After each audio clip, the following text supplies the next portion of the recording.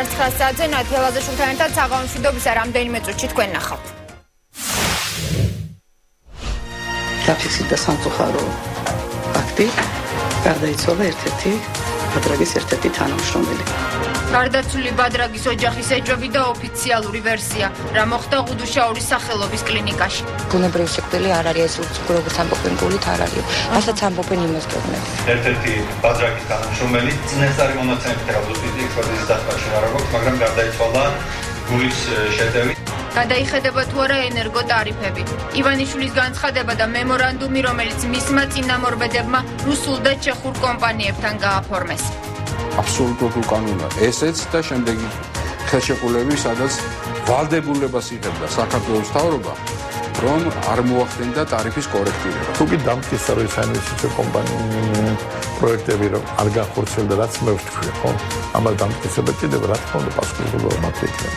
ბიძინა ივანიშვილმა ერთი მხრივ თვითონ უნდა მიიღოს გადაწყვეტილება რა უყურთან ტელევიზიას და მეორე მხრივ მან უნდა გამოხატოს თავისი პოლიტიკური ნება, რომ მას არანაირი სურვილი არ აქვს ჩაერიოს მედიის საქმიანობაში. დისკუსია მეცხრე არხის მომავალზე. როგორ უნდა მოიხსნას უხერხულობა, რომელსაც პრემიერს მისი ოჯახის საკუთრებაში არსებული ტელევიზია უქმნის. შეიძლება არსებობდეს რაღაც კიდე ვერსია და ვარიანტი, რომელიც იქნება უფრო უკეთესი, ხო? და კარგი იქნება თუ ყველანი ერთად ჩავერთვებით ამ პროცესს, მათ შორის სამოქალაქო საზოგადოებას და ვიფიქრეთ იმაზე, რა არის უმჯობესი მეცხრე არხის მომავალი ბედისთვის.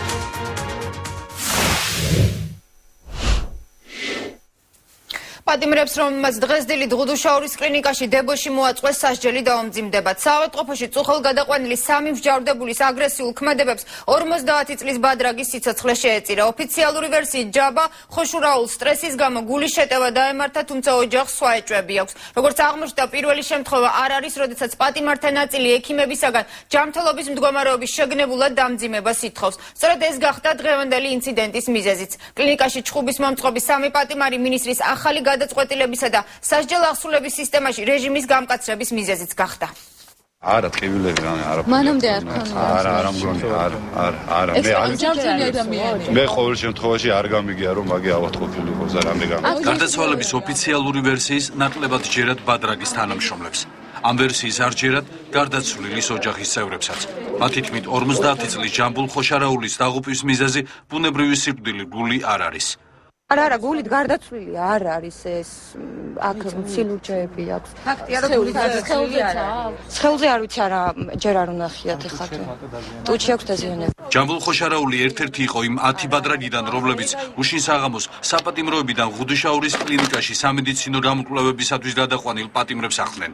ექიმების თქმით, პატიმრები კლინიკაში შეყვანისთანავე აგრესიულად იქცეოდნენ და მედპერსონალს შეურაცხყოფდნენ.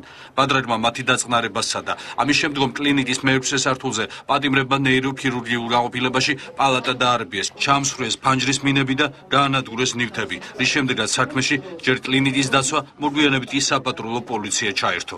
ამის განმავლობაში მომხდარი ინციდენტის შემდეგ დაფიქსირდა სამწუხარო ფაქტი, გარდაიცვალა ერთ-ერთი ბადრაგის ერთ-ერთი თანამშრომელი. სავარაუდოდ უეც არის სიკვდილი დაფიქსირდა. ოფიციალური ვერსიით დაახლოებით დილის 8:15 წუთზე მოულოდნელად გულის შეტევით გარდაიცვალა ერთ-ერთი ბადრაგი. ღუდუშაურის კლინიკის მედპერსონალი პირად საუბრებში მეცხრე არხთან პატიმრების დებოშისა და აგრესიის მიზეზს ასახელებს. მათი თქმით, პატიმრები ექიმებისგან სამედიცინო დასკვნაში ჯანმრთელობის მდგომარეობის დამძიმებას მოითხოვდნენ. წინასწარი მონაცემებით რავდოსპიტი ექსპერტიზის დასკვნა არ აქვს, მაგრამ გარდაიცვალა გულის შეტევით. ამ ფაქტზე დაწყებულია გამოძიება და ის პატიმრები, რომლებიც არ დაემორჩილებენ წესრიგს, გამოძიების დამთავრების შემდეგ აგებენ პასუხს კანონის შესაბამისად.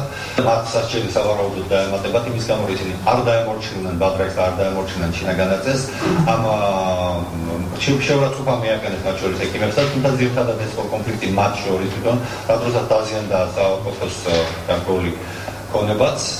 ღუდუშაურის კლინიკაში მომხდარი ფაქტი სასჯელ აღსრულების სისტემაში რეჟიმის გამკაცრების მიზეზი გახდება. პატიმრებს კი სავარაუდოდ სასჯელი დაემატებათ. 50 წლის ჯამბულ ხოშარაულს სავარაუდოდ ოზურგეთში დაკრძალავენ. დაკრძალვის ხარჯებს სამინისტრო გაიღებს. ჯამბულ ხოშარაული 15 წლის განმავლობაში მუშაობდა სასჯელ აღსრულების სისტემაში. საქმეზე ძიებაა დაწყებული. 150,000 ლარის გირაოს გადახდის შემდეგ სამშენებლო კომპანიის გენერალური დირექტორი გეგი ქელბაქიანი საპატიმროს დატოვებს. ფინანსური დირექტორი კი პატიმრობაში დარჩება.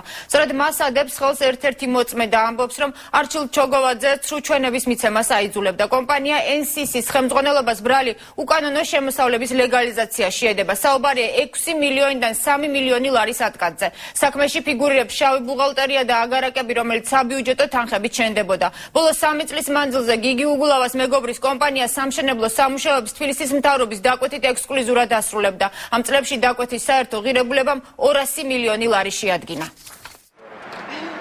150,000 ლარის გადახდის შემდეგ გიგი ქელბაქიანი ორთვიან საგამოძიებო პერიოდს ციხის გარეთ გაატარებს. ხოლო მისივე დაფუძნებული კომპანიის ფინანსური დირექტორი არჩილ ჩოგოვაძე საპატიმროში დარჩება. თბილისის საქალაქო სასამართლომ გადაწყვეტილება 2 საათიანი მსჯელობის შემდეგ მიიღო. რაც შეეხება სხვაობას, სასამართლო იმსჯელა ერთადერთი და ძირითადი მოწმის ჩვენებაზე, რომელიც მიუთითებდა ჩოგოვაძის მხრიდან მასზე შესაძლო შეწყვეტის თაობაზე. გოჩა დარსაძე, რომლის ჩვენების საფუძველზეც არჩილ ჩოგოვაძეს წინასწარი პატიმრობა შეუფარდეს, შინაგან საქმეთა სამინისტროს მტკიცებით ფულის გათეთრების ერთ-ერთ სქემაში ფიგურირებს. ღარიბაშვილის უწყება მოწმეების, ძმების მამუკა და იმედა ბოჭორიშვილების ჩვენებას ავრცელებს. გოჩა დარსაძე მითხრა, რომ იგი შეთანხმებული იყო გიორგი ქელბაქიანთან და მის ანგარიშზე ჩატარებული სამუშაოების საფასურის გარდა გიორგი ქელბაქიანი თავისი კომპანიიდან ზედმეტად ურიცხავდა მას თანხებს, რომელიც შემდეგ გოჩა დარსაძეს უკან უნდა დაებრუნებინა ქელბაქიანისთვის. 2011 წლის 16-17 ნოემბერს მე გოჩა დარსაძე და მამუკა ბოჭორიშვილი საღამოს დაგვიბარა NCC-ის ხელმძღვანელმა არჩილ ჩოგოვაძემ. თბილისში ვაკეში სუსტი მისამართი არ მახსოვს, მაგრამ საჭიროების შემთხვევაში შემიძლია გაჩვენოთ, სადაც მან გვითხრა, რომ თუ დაკითხვაზე დაგვიბარებდნენ სამართალდამცავი ორგანოები, არაფერი გვეთქვა ეგრეთ წოდებულ ატკატის სახით უკან დაბრუნებულ თანხებზე, დანარჩენს კი თავად მოაგვარებდნენ. ამ ხელშეკრულებებით ირკვევა, რომ თბილისის მერია კომპანია NCC-ის ექსკლუზიური დამკვეთია და დედაქალაქის მასშტაბით თითქმის ყველა ინფრასტრუქტურულ სამუშაოს ისახორციელებს. სულ NCC-ის დედაქალაქის ბიუჯეტიდან 200 მილიონი ლარი აქვს მიღებული. ამ გრაფიკის მიხედვით, რომელიც გამოძიების პროცესში გიგი ქელბაქიანის პირადი კომპიუტერიდან ამოიღეს, შინაგან საქმეთა სამინისტრო ცდილობს დაამტკიცოს, თუ რეალურად რა ჯდება რიყეზე ახალი გვირაბის კედლის მშენებლობა და რამდენი აქვს გადახდილი თავად ქელბაქიანს. სინამდვილეში კი როგორც მას, ასევე იმედა ბოჭორიშვილში NCC-დან შესრულებული სამუშაოების სანაცვლოდ მიღებული აქვთ იმ რაოდენობის თანხები, რაც მითითებულია შავ ჩანაწერებში. აქედან გამომდინარე, გამოძიება დაადგენს, ხომ არ ჰყავდა კომპანიას ფარული ბენეფიციარი სახელმწიფო მოხელის სახით. გეგი ქელბაქიანი შინაგან საქმეთა სამინისტრომ რამდენიმე დღის წინ დააკავა. ის თბილისის წყლის ყოფილი ხელმძღვანელი და თბილისის მერის ახლო მეგობარია, რაზეც გიგი უგულავა სპეციალურ მიმართვაში თავადაც საუბრობდა. სწორედ ქელბაქიანის კომპანიას ეკუთვნის ბუდაბარის სანაპიროზე, რომლის შესასვლელზეც არჩევნებამდე ნაციონალური მოძრაობის საარჩევნო ნომერი და სლოგანი იყო გაკრული და რომელსაც ხშირად სტუმრობს საქართველოს პრეზიდენტი. შინაგან საქმეთა სამინისტროს წარმომადგენლები დღეს ასევე საუბრობდნენ გიგი ქელბაქიანთან დაკავშირებით, კიდევ ახალ ეპიზოდთან დაკავშირებით, კერძოდ საუბარია წავკიშის სამსახურზე, რომელსაც კომპანია NCC აშენებს, როგორც შინაგან საქმეთა სამინისტროს წარმომადგენლებმა ერთ-ერთი მოწმის ჩვენებაზე დაყრდნობით დღეს დღევანდელ ბრიფინგზე განაცხადეს. ამ სახლიდან 2 სახლი თავად ქელბაქიანსა და ასევე კიდევ NCC-ის დამფუძნებლებს ეკუთვნოდათ, ხოლო რაც შეეხება მესამე სახლი კი უცნობია თუ ვისთვის იყო განკუთვნილი. დღეს ჩვენი გადამღები ჯგუფი ბუნებრივია იმყოფებოდა წავკიში, სადაც ადგილობრივები ამბობენ, რომ 3 მშენებარე სახლიდან ერთ-ერთი თბილისის მერს გიგი უგულავას ეკუთვნის. ქელბაქიანმა მომიყვანა დამოწყებია სახლების 3 სახლის მშენებლობა. ეს არის გეგის სახლი. ქელბაქიანის გიორგის. ეს არის გოგიბერიძის სახლი. ეს არის ის მესამე სახლი, რომელიც გასაიდუმლებული იყო, მე არ ვიცი ვისია. გია უგულავასია, ეს არის აქ პატარა სახლი არის. ნიშანდობლივია, რომ აგარაკების მშენებლობა მიმდინარეობდა კომპანია NCC-ის კუთვნილი თანხებით, რომელიც 100%-ით საბიუჯეტოა. ვინაიდან, როგორც უკვე აღნიშნე, კომპანია მხოლოდ სახელმწიფო დაკვეთებზე მუშაობდა. ეკუთვნის თუ არა თავად წავკიში აშენებული სამი ფეშენებელური სახლიდან რომელიმე გიგი უგულავას და დაიხარჯა თუ არა ამ სახლების მშენებლობისთვის სახელმწიფო ბიუჯეტიდან, კერძოდ კი თბილისის ბიუჯეტიდან გამოყოფილი თანხა, ამას გამოძიება დაადგენს, რაც შეეხება დღეს გადღევანდელ ნომერში გაზეთი ვერსია ავრცელებს საკმაოდ ვრცელ სტატიას სათაურით სკანდალური საქმეები, რის გამოც პროკურატურა გიგი უგულავას დაკითხავს, სადაც საუბარია თბილისის მერიაში არსებულ ფინანსურ დარღვევებთან დაკავშირებით, კერძოდ გაზეთ ვერსიას გამოყოფილი აქვს რამდენიმე მიმართულება. ერთი ეს არის 9 მილიონი ლარის გადარიცხვა კომპანია ბარამბოში, რომლის შემდეგაც თბილისის მერიამ საკმაოდ დიდი რაოდენობის შოკოლადი იყიდა, ასევე საუბარია საახალწლო ხარჯებზე, გამწვანებაზე ქალაქის მიმდებარე ტერიტორიისა და ქალაქისა და ასევე ტენდერებზე, რომელსაც თბილისის მერია ახორციელებს. მადლობა, ნოდარ ჩაჩუა საუბრობდა გიგი უგულავას საქმეზე, ასევე უკანონო თანხების ლეგალიზაციასა და საბიუჯეტო თანხებით აშენებულ აგარაკებზე. რამდენიც შემცირდება კომუნალური გადასახადები და შემცირდება თუ არა ის საერთოდ. ენერგოტარიფებზე ბიძინა ივანიშვილის გუშინდელ განცხადებას არაერთგვაროვანი რეაქცია მოჰყვა. რატომ ვერ ამცირებს მყისიერად ახალი ხელისუფლება კომუნალურ გადასახადებს?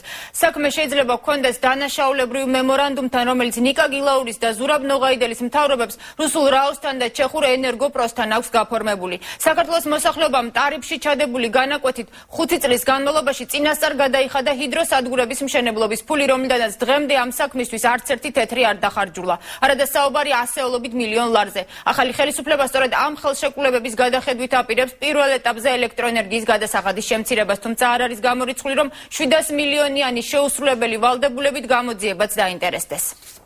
წინასწარ შემიძლია გითხრათ, რომ ის განახევრება სასაც ველოდებოდი, რა თქმა უნდა, ეს არ გამოვა და გადაჭარბებულად საუბრობთ, როგორც ჩანს. პრემიერის სატარიფო გეგმების კორექტირებამ ყოფილ მმართველგუნდს პოლიტიკური ნიშნისგების საბაბი მისცა. რეაქცია მყისიერი იყო.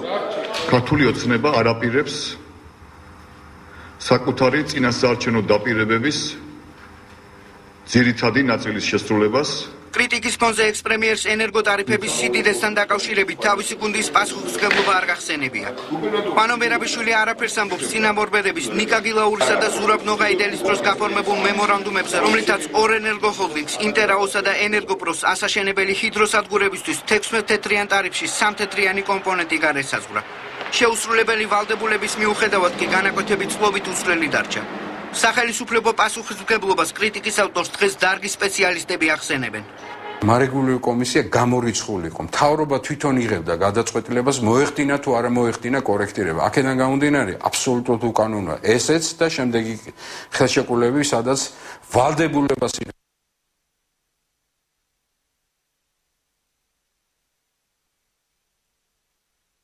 მთავრობა რომ არ მოახდენდა ტარიფის კორექტირებას. იმის გამო, რომ მომავალში რომელიღაც კომპანია აშენებდა ჰიდროსადგურს. დაახლოებით ეს არის 400 მილიონი ლარი, რომელიც უკან უნდა დააბრუნოს տեղას. ახლა რა ვადებში მოხდება ამის დაბრუნება? ამაზე იქნება დამოკიდებული ტარიფის სიდიდეც. არგუმენტირებული დასკვნის შემდეგ ტარიფების შემცირების შესაძლებლობას ნაციონალურ მოძრაობაში დღეს აღარ უარყოფენ. ერთი თეთი რაც რომ დაიკლოს ტარიფმა, პირობა ტექნიკურად იქნება შესაძლებელი, ტარიფი დაიწეს, მაგრამ აქ საუბარი არის პოლიტიკური თვალსაზრისით რამდენად იქნება შესაძლებელი და ამაზე კომენტარს მე ვერ გავაკეთებ და ვერავინ ვერ გააკეთებს.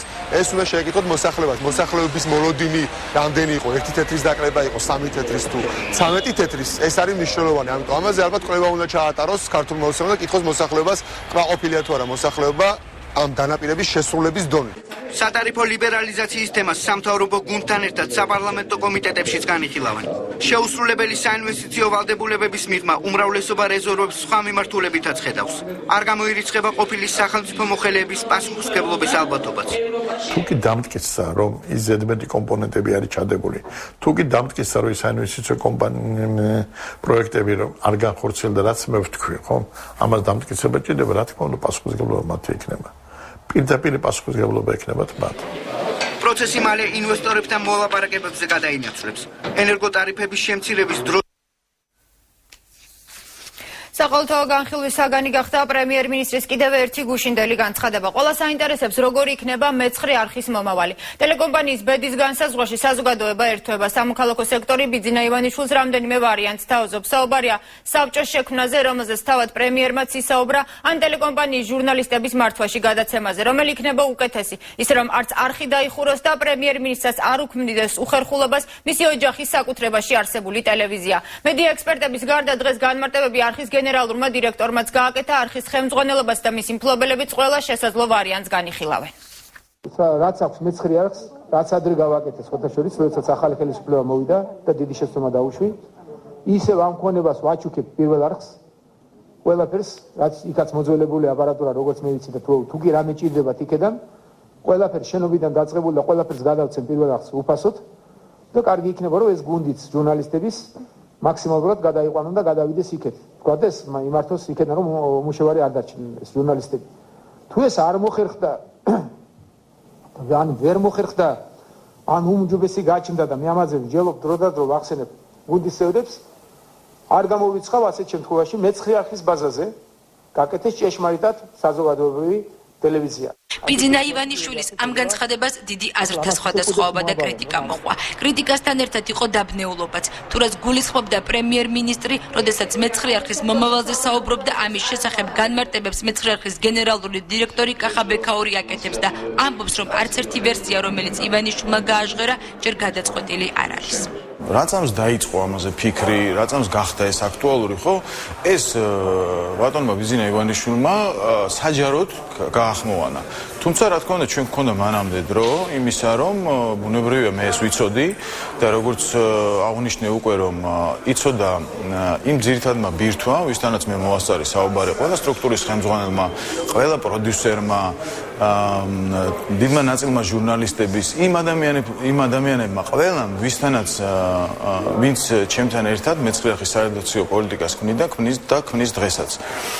ამიტომ ეს ახალი არ იყო ჩვენთვის, უბრალოდ რა თქმა უნდა ნაწილისთვის იყო ახალი, იმიტომ რომ როგორც უკვე აღნიშნე 450 ადამიანი მუშაობს უკვე მეცხრე არხზე, აქედან 100 თანამშრომელი არის რეგიონებში 35 ბიურო გვაქვს ჩვენ და ყველა მათგანთან მე ვერ მოვახერხებ ბუნებრივია დროის სიმცირის გამო ინდივიდუალური საუბარი ამ ვერსიებზე. კახა ბექაური მიიჩნევს, რომ ამ თემაზე საუბრის ღიად დაწყება ძალიან პოზიტიური ნაბიჯია, რადგან ეს გადაწყვეტილება ჩუმად არ იქნა მიღებული, როგორც ამას აქამდე იყო საზოგადოება მიჩვეული. მეორე საზოგადოებრივი კი არ შეიქმნება თუ ეს ვარიანტი იქნა, არამედ შინაარსით საზოგადოებრივი შეიძლება შეიქმნას, ანუ გარდაიქმნას მეცხრე არხი, რომელიც შინაარსობრივად იქნება, ანუ საზოგადოების ინტერესების გამომხატველი, მაგრამ მისი ფორმა და იურიდიული სტატუსი არ იქნება მსგავსი, როგორც ამ საზოგადოებრივის, ხო, ამ ვერსიაში. ანუ ის არ დაფინანსდება ბიუჯეტით. არხის გენერალური დირექტორი ფიქრობს, რომ კრიტიკასთან ერთად სამოქალაქო სექტორმა ვერსიებიც უნდა შესთავაზოს ტელეკომპანიის ხელმძღვანელობას, თუსაც ხედავენ ისინი გამოსავალს, რომ არც უხერხულობა იქნებოდეს მეცხრე არხთან დაკავშირებით და არც კითხვის ნიშნები არსებობდეს. ამასთან კახა ბექაური ამბობს, რომ არხის გაყიდვის იდეაც აქტიურად განიხილებოდა, მაგრამ ვერ მოხერხდა, რადგან საქართველოში ჯერჯერობით სატელევიზიო ბიზნესი მომგებიანი არ არის და ბიზნეს ინტერესით შესაბამისად არავინ გამოთქვა. ყველაზე კრიტიკულ მომენტებში და საერთოდაც მეცხრე არხის მთელი პერიოდის განმავლობაში ხო მას საერთოდ არ ჩერეულა ის მეცხრე არხის სარედაქციო პოლიტიკაში ერთი მითითებაც კი არ გაუწია. აქედან გამომდინარე ის არ დაუშვებს ეგეთ რამეს, რომ თქვათ გასხვისდეს ის და გასხვისდეს ვინმე ისეთზე, რომელსაც პოლიტიკური ინტერესები იქნება და სარედაქციო პოლიტიკის მორგებას ექნება ადგილი რაღაც კონკრეტულ პოლიტიკურ ინტერესებზე. ბექაური განმარტებას აკეთებს იმ თანამშრომლებისთვისაც, რომელთა ნაწილისთვისაც ბიძინა ივანიშვილის განცხადება მოულოდნელი იყო და რომლებისთვისაც საზოგადოებრივ მაუწყებელთან შეერთება პრინციპულად მიუღებელია. ეს ესე არ არის, რომ დაუკითხავად ადამიანების ბედის გადაწყვეტა ხდება. ეს მოდელი, თქვათ, იგივე საზოგადოებთან შერწყმის თუ სხვანაირი ფორმატით ჩამოყალიბების მეცხრე არხის ეს ესე ნაწილ თანამშრომლებს ბუნებრივია მოეჩვენა, იმიტომ რომ თქვათ, კიდევ ერთხელ ვამბობ, ესაა ძალიან ახალი და მე 450 ადამიანთან ყველასთან ინდივიდუალური საუბარი ვერ მოვასწარი. ზუსტადაც ეს რომ ეს როდესაც ფიქრი დაიწყო ამ მოდელებზე და საჯარო გახდა ეს და მეც რომ ანუ საუბრობ მყისიერად რაწამს ამ მოდელებზე დაიწყო საუბარი, ზუსტად იმის ნიშანია, რომ ეს მეცხრე არხის თანამშრომლებთან ერთად წყდება, მათთან მსჯელობის საფუძველზე კეთდება. კახა ბექაური ასევე აღნიშნავს, რომ მეცხრე არხის თემაზე როგორც ბიძინა ივანიშვილთან, ასევე სამოქალაქო სექტორთან აქტიური დისკუსია გაგრძელდება. თავის მხრივ სამოქალაქო სექტორი ბიძინა ივანიშვილის განცხადებას საზოგადოებრივ მაუწყებელთან დაკავშირებით მოულოდნელსა და მიუღებელს უწოდებს. მეცხრე არხის მომავალთან დაკავშირებით კი გარკვეულ რჩევებს აძლევენ პრემიერ-მინისტრს. ზვიად ქორიძე ამბობს, რომ ყველაზე უნივერსალური ვერსია არხის გაყიდვა იქნება, მაგრამ თუ ეს მოკლე დროში ვერ ხერხდება, მაშინ ბიძინა ივანიშვილს აქციების გადაცემას არხის თანამშრომლებისთვის ურჩევს.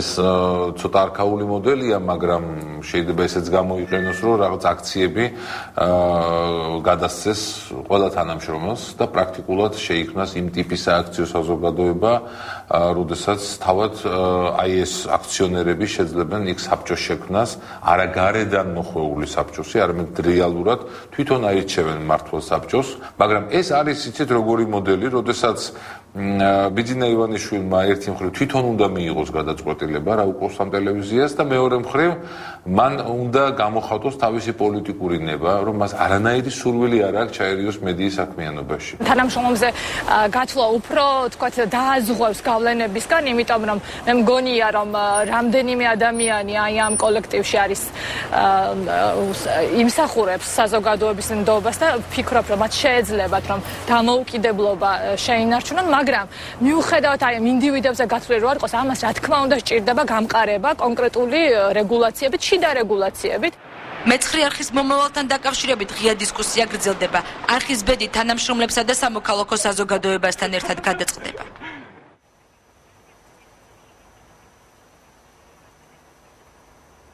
დღის ბოლოს უკვე ბიძინა ივანიშვილის განცხადებას გამოეხმაურა საზოგადოებრივი არხის ხელმძღვანელობა, მათ ოფიციალური განცხადება საკუთარ ვებგვერდზე გაავრცელეს, როგორც განცხადებაში წერია, პრემიერის მიერ გაკეთებული განცხადების განხილვა, სამართლებრივი განხილვა მხოლოდ ორ შემთხვევაში შეიძლება.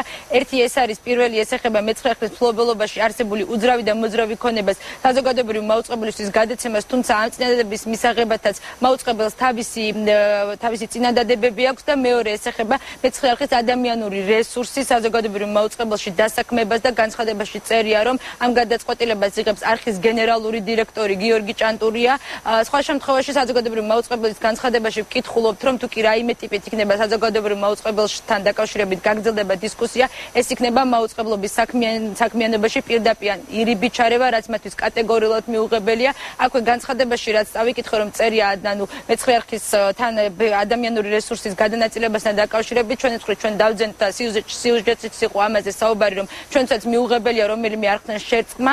ამასთან მე ვიტყვი, რომ გუშინ უკვე ბიძინა ივანიშვილის განცხადებას გამოეხმაურნენ პოლიტიკოსები, მათ შორის განცხადება გააკეთა უშიშროების საბჭოს მდივანმა გიგა ბოკერიამ, რომელიც ბიძინა ივანიშვილის განცხადების შეფასებასთან ერთად უკვე არხის თანამშრომლებზე გააკეთა მან კომენტარი და პროპაგანდის ნაწილი უწოდა არხის თანამშრომლებს და ჩვენ შეგვიძლია ახლა ეს კომენტარი, რომელიც გიგა ბოკერიამ გააკეთა, პირდაპირ ეთერში მოვისმინოთ. ჩვენ მოვისმინეთ შოკის მომგვრელი გულწრფელი აღიარება საზოგადოებრივ არხთან დაკავშირებით, საზოგადოებრივ მაუწყებელთან დაკავშირებით.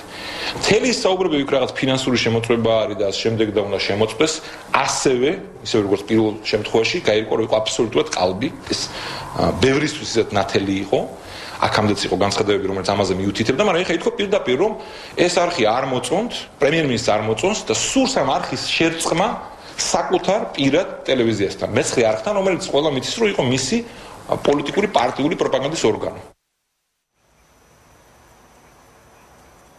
გიგა ბოკერიამ განცხადებაში როგორც მოისმინეთ, მეცხრე არხს უწოდა პოლიტიკური პროპაგანდის ნაწილი.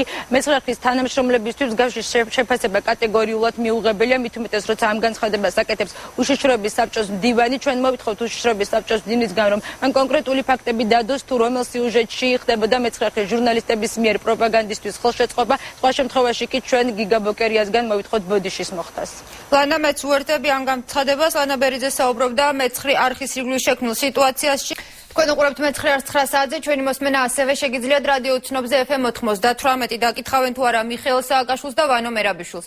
დეპუტატ ვალერი გელაშვილის ცემის ფაქტით 7 წლის შემდეგ პროკურატურა ისევ ინტერესდება. ყოფილი დეპუტატი მასზე განხორციელებულ თავდასხმის დაგეგმაში პირადად პრეზიდენტ სააკაშვილს ადანაშაულებს და შემსრულებლად შინაგან საქმეთა ყოფილ მინისტრს ვანო მერაბიშვილსა და სოდის ყოფილ უფროს ერეკლე კოდუას ასახელებს. გელაშვილი ასევე ითხოვს დაიკითხოს ირაკლი ოქრუაშვილი, რომელიც მისი თქმით იმ შეხვედრას ესწრებოდა, სადაც ბიზნესმენის ცემა დაიგეგმა. 7 წლიანი პაუზის შემდეგ გამოძიება ვალერი გელაშვილის ცემის ფაქტი დაინტერესდა. გელაშვილი დღეს საქმის მასალების კიდევ ერთხელ გასაცნობად პროკურატურაში იმყოფებოდა. ხაშურის მაჟორიტარი დეპუტატი პრეზიდენტის წინააღმდეგ ჩვენების მიცემას აპირებს და მიხეილ სააკაშვილის დაკითხვას ითხოვს. თავდასხმა დაიგეგმას მიხეილ სააკაშვილის კაბინეტში, მაშინ იყო იმ კაბინეტში თვითონ ოქრუაშვილიც და ვანო მერაბიშვილიც, ოთარი ქრივიძეც და კიდე ერთი მეოთხე პიროვნება მე აღარ მახსოვს ვინ და მაშინ მოხდა რომ ვანო მერაბიშვილმა თავის თავზე აიგო ეს ყველაფერი და სოდმა შეასრულა. გელაშვილი 2005 წლის 14 ივლისის ცემის ფაქტს ეხსენებს და ამბობს, რომ მის მიმართ ანგარიშ სწორება პრეზიდენტის ავლაბრის რეზიდენციის მშენებლობასთან დაკავშირებულ დავას უკავშირდება. მე წინა დღეებში დააბარებული ვიყავი გიგი უგოლავოსთან, ადმინისტრაციის უფროსი იყო და მან თქვა, რომ ბინა და სახლი გადმოწერეთ, თორე რას მიზავთ მეთქი.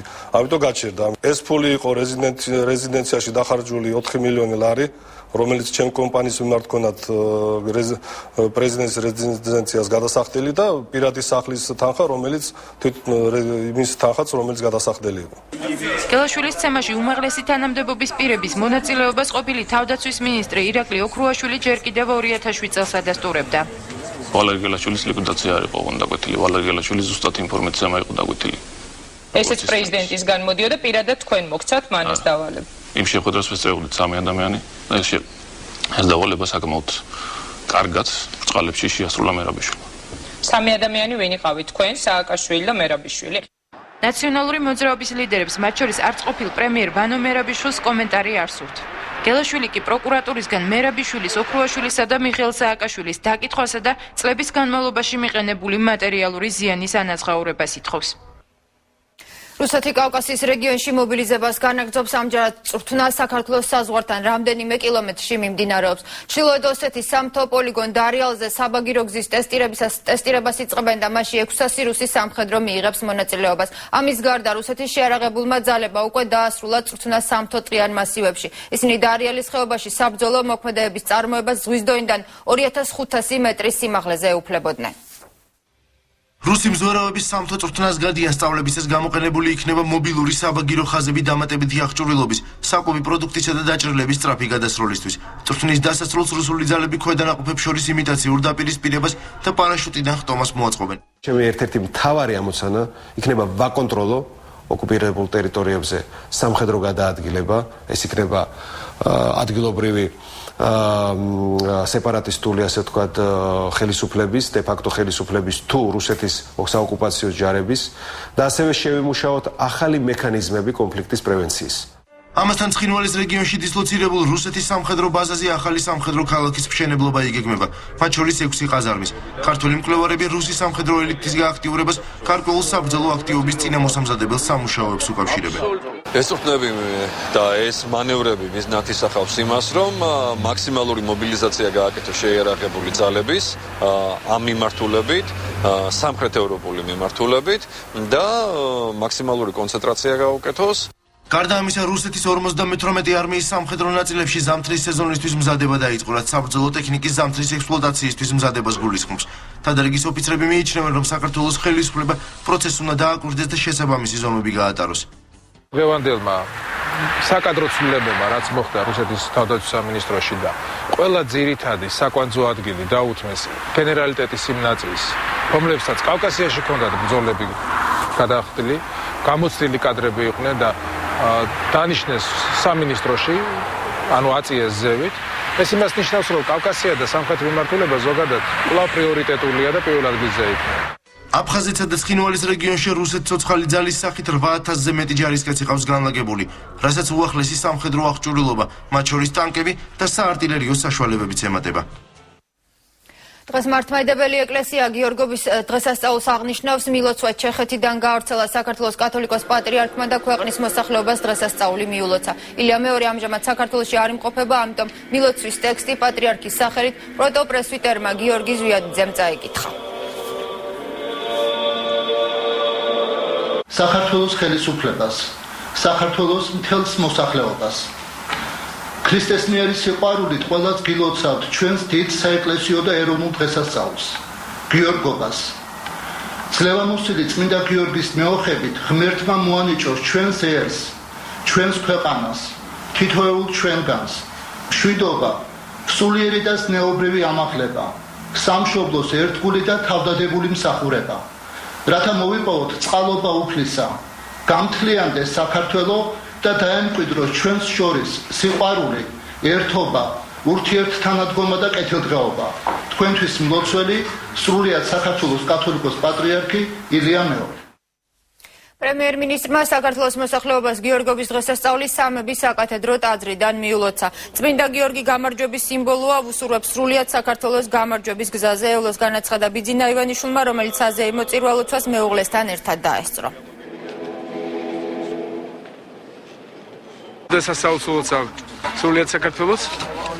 წმინდა გიორგი, როგორც იცით, გამარჯვების სიმბოლოა და გამარჯვებას და სულ გამარჯვებით ევლოს ჩვენს ქვეყანას. მიხეილ სააკაშვილი კი გიორგობას ბაგრატის ტაძარში შეხვდა. პრეზიდენტმა საქართველოში არსებულ ვითარებას რთული უწოდა და თქვა, რომ ქვეყანას სამშვიდობოზე გაიყვანს. ჩემს ხალხთან ერთად ვიყავი მშვიდობის, ომის, გაჭირვების, აღმშენებლობის დროს და მე რა თქმა უნდა ჩემს ხალხს არ მივატოვებ არც განსაცდელში. ჩვენ ბოლომდე გადავლახავთ ამ პრობლემებს, აცხადებს სააკაშვილი. და ამ წუთებში გავრცელდა მიხეილ სააკაშვილის კიდევ ერთი მიმართვა, რომელიც ამჯერად ვარდების რევოლუციის წლის თავს უკავშირდება. პრეზიდენტი ამ ვარდების რევოლუციის მონაპოვარზე საუბრობს. მე დარწმუნებული ვარ, რომ 2003 წლიდან ჩვენ გავხსენით ახალი გრძელვადიანი პერიოდი კოლექტიური შენებისა და კიდევ შენების. არასოდეს არც ერთ ცალკე აღებულ პერიოდში საქართველოს ისტორიის მრავალი საუკუნის განმავლობაში ერთად აღებული 8 წელიწადში არ აშენებულა იმდენი, რამდენიც ბოლო 8 წელიწადში. ამას ვერავინ ვერ წაიღებს და ვერავინ ვერ წაღვართვებს. არავის აქვს იმის ძალაუფლება, რომ შექმნან ან გაუქმნან უმრავლესობები, თავრობები და ზოგადი პოლიტიკა და როდესაც ტელევიზორს თავ სიმართლეა, რომ მესმის გაბრაზებული ხმები. მესმის, როდესაც რადიოს უსმენ, როდესაც ინტერნეტში ვარ, ძალიან ბევრს საუბრობენ შურისძიებაზე. ასევე ხედავ დაპატიმრებების ტალღას და მესმის, რომ სერიოზული ნევროზულობის სიგნალი ბევრი მიმართულებით იგზავნება და არასტაბილურობის სიგნალი. მრავალი წლის განმავლობაში დაგროვდა არასტაბილური გაჩნდა, ისევ სერიოზული არასტაბილურობის გაცდა. ვარდების რევოლუციიდან 9 წლის შემდეგ არჩევნების გზით შეცვლილი პოლიტიკური ძალა კი წელს პირველად პომპეზურ ღონისძიებაზე უარს ამბობს. საზოგადოების აზრი ორად გაიყო, უნდა აღინიშნებოდეს თუ არა ვარდების რევოლუციის წლისთავი. თბილისის მერიასა და პრეზიდენტის ადმინისტრაციაში აცხადება, რომ გასული წლებისგან განსხვავებით საზეიმო ღონისძიების დასაფინანსებლად წელს ბიუჯეტიდან თანხები არ გამოიყო. რევოლუციის 9 წლისთავი ვარდების მოედანზე დღეს მცირე აქციით აღნიშნეს. ადამიანები ავტობუსში ბარათით რო იღებენ ბილეთს ცოტაა? ილიას უნივერსიტეტის ლექტორი ნინო შერვაშიძე ვარდების რევოლუციის მიღწევებზე გვიყვება. 9 წლის წინ განვითარებულ მოვლენებს დღეს ვარდების მოედანზე შეკრებილები ერთნაირად აფასებდნენ. მინდა გითხრათ, რომ დღევანდელი აქ შეკრებილი ხალხი, ეს მთლიანად ეს ხალხი, ეს არ აღნიშნა, ეს არ ასახავს ხალხის განწყობას სრულიად. აქცია სოციალურ ქსელ Facebook-ის მეშვეობით დაიგეგმა. ხალხის სიმცირის გამო კი ორგანიზატორი მედიასთან თავის მართლების რეჟიმში აღმოჩნდა. ამ 9 წლის განმავლობაში რაც გაკეთდა, ეს უკვე საჩუქარია. დამატებითი საჩუქრები, ეს აღნიშნა და საკუთარი თავისთვის დღესასწაულის მოწყობა, მე მგონი ეს აუცილებელი არ არის. უნდა აღინიშნებოდეს თუ არა საქართველოში ვარდების რევოლუციის წლისთავი. შეკითხვით იმ ადამიანებს მივმართეთ, ვინც აქციას შორიდან აკვირდებოდა. ჩემთვის იმ ვარდების რევოლუციამ კარგი არაფერი მოიტანა. უკან წასulis გარდა. ცხოვრობდი, საჭმელს ვჭამდი, იმის მერე მშიერი ვარ. მეტი არ გეგონოს, რა ეს მთავრობა კარგს მოიტანს, ერთი და იგივეები არიან. ნაციონალური მოძრაობა რევოლუციის თარიღს ყოველწლიურად მასშტაბურად აღნიშნავდა, თუმცა არჩევნებში დამარცხების შემდეგ პარტიამ ზეიმისთვის ვერც საბაბი და ვერც ფინანსები გამონახა. ახალმა მთავრობამ ღონისძიებები არ დააფინანსა. ვარდების რევოლუციის მე-9 წლისთავის აღსანიშნავად არც დედაქალაქში და არც საქართველოს რეგიონებში გრანდიოზული ღონისძიება წელს არ ჩატარებულა. ახალი არჩევნებით ქართულმა ხალხმა დაიბრუნა გიორგობის წყინვალე დღესასწაული, როგორც დიდი საეკლესიო და საერო დღესასწაული. ეს ადამიანები თვლიან, რომ ვარდების რევოლუცია არ იყო ქვეყნის წარმატების ეტაპი, არამედ იყო ქვეყნის უკანასკნელის ეტაპი, რაც მე მგონი ძალიან ღრმა შეცდომა არის მათი, მაგრამ ბუნებრივია, ახლა სამთავრობო დონეზე ამის აღნიშვნა ვერ მოხდება. 2003 წლის ნოემბერში ქვეყანაში სახალხო გამოსვლებს 23 ნოემბერს პრეზიდენტ ედუარდ შევარდნაძის გადადგომა და ხელისუფლების ცვლილება მოხდა. ქვეყნის სათავეში ნაციონალური მოძრაობა მოვიდა. რუსი ხელოვანები ფიქრის გორაზე თანამედროვე რუსული კინოს ფესტივალის მონაწილეები დღეს ერთი მსახიობის თეატრს ესტუმრნენ. სახლს, სადაც სოფიკო ჭიაურელი და კოტე მახარაძე ცხოვრობდნენ. მაია აიმედოვა, ინა სურიკოვა, გალინა დანელია ეს ის ადამიანები არიან, რომელსაც სოფიკო ჭიაურელის ოჯახთან დიდი ხნის მეგობრობა აკავშირებთ. Я считаю, что эта история любви ждет своего киновоплощения. გადაიღეთ ფილმი სოფიკოსა და კოტეს არაჩვეულებრივ სიყვარულზე. არა მართლა გეუბნებით, ეს საოცრება იყო, როგორი ძლიერი, ნამდვილი და გულწრფელი სიყვარულით უყვარდათ ერთმანეთი. ეს იდეა ერთი მსახიობის თეატრში სოფიკო ჭიაურელის სადღეგრძელოს წარმოთქმის დროს დაიბადა. თანამედროვე რუსული კინოს ფესტივალზე ჩამოსული რუსი ხელოვანები დღეს ვერიკო ანჯაფარიძის სახლს სტუმრობდნენ. В 1982 году мы сняли картину «София». 1982 წელს გადავიღეთ ფილმი ეძიე ქალი. ამ ფილმში მთავარ როლს სოფიკო ასრულებს. მაშინ სამხატვრო საბჭო ფილმის გადაღების დაწყებამდე მსახიობის ფოტოსურათს გთხოვდა. ჩამოვედით საქართველოში. კარგად ვიქეიფეთ სოფიკოს ოჯახთან ერთად და ისე დავბრუნდით მოსკოვში, რომ სოფიკოსთვის სურათი არ გადაგვიღია. რა თქმა უნდა, საბჭო მის როლზე ფოტოს გარეშე დაამტკიცა. Дружба Софико სოფიკოსთან დიდი ხნის ნაცნობობა მაკავშირებს. ჩვენ ერთმანეთის საკავშირო ფესტივალზე გავიცანით, სადაც ორივე მივიღეთ ერთი პრიზი ქალის საუკეთესო როლების შესრულებისთვის. სოფიკომ ფილმში შენი ხელების სითბო და მე კი სურათში პატარძალი. მას შემდეგ ბევრ ქვეყანაში ვიმოგზაურეთ ერთად. ადამიანს გზაში იცნობ და ყველაზე მეტად სოფიკო მე ამ მოგზაურობების დროს გავიცანი. თქვენ ბედნიერიერი ხართ, რომ ასეთი მსახიობი გყავდათ.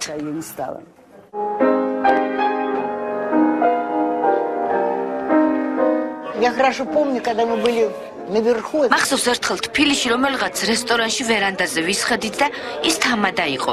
ეს საქმე შესანიშნავად გამოსდიოდა. მსახიობი კი იყო, მაგრამ არასოდეს თამაშობდა. არც ცხოვრებაში და არც ფილმებში. ყველა როლს იმდენად ითავისებდა, რომ თითოეული მისთვის ორგანული ხდებოდა. Ровно 30 лет назад ბოლოს ამ სახლში 30 წლის წინ ვიყავი. გიორგი დანელიამ გადაიღო ფილმი, სადაც კოტე მახარაძე ეპიზოდურ როლს თამაშობდა. მას შემდეგ დიდი დრო გავიდა, მაგრამ ისიც ბო, რომელიც აქ მაშინ იყო, დღესაც დამხვდა. მიხარია, რომ ამ სახლის ხის კიბეებს ისევ ვხედავ.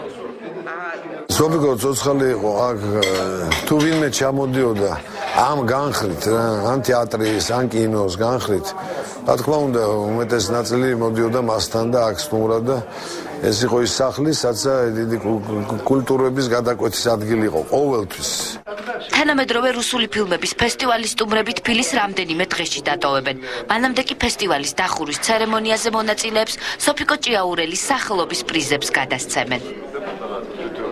და ბოლოს ეკაბერიძე მთავარი კითხვით სტუმრებისა და თემების შესახებ თავად გვესაუბრება ეკა. საღამოშტობის ენათია მივესალმები მაყურებელს. კვირის ბოლოს კიდევ ერთხელ შევეხებით ლაფანყურის მოვლენებს, სადაც როგორც ჩანს სულ მალე ახალი დეტალები გახდება ცნობილი. ვინ არის თურქეთში დაკავებული რუსლან პაპასკირი და გაიყვანს თუ არა მოწმეების ჩვენება გამოძიებას ბაჩო ახალაეს კვალზე. მთავარ კითხვას მამუკ არეშიძე უპასუხებს გადაცემის მეორე ნაწილში. რატომ იყო ისტორიული შეწყალების კომისიის ხდომა და როგორ გაიხსენებს ვარდების რევოლუციას. ლაშა ბუღაძე იქნება ჩვენი სტუმარი. ეკა მადლობა. მთავარი კითხვა რამდენიმე წუთში ახალი ამბის დასრულებისთანავე გავა ეთერში. თქვენ უყურებდით მე-9 საათზე ნათია ლაზაშვილთან ერთად მე ორ შაბათამდე გემშვიდობით ნახვამდის.